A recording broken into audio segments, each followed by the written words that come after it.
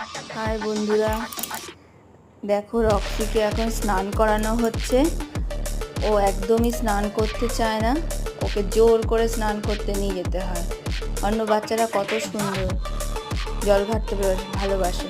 এই দেখো একটা মাকড়সা, ওটাকে ও দেখে নিল একটু কি করা যায়। বাবা শ্যাম্পু দিয়ে স্নান করাচ্ছি, ওর শ্যাম্পু আলাদা। পরের দিন তোমায় দেখাবো ওকে কী শ্যাম্পু ইউজ করানো হয়। এরপরে হবে ওর ব্রাশিং, শ্যাম্পুর পরে দেখো বাবাকে একটু আদরও করে দিল, খুব সুন্দর করে চাটি চাটি করে দিল।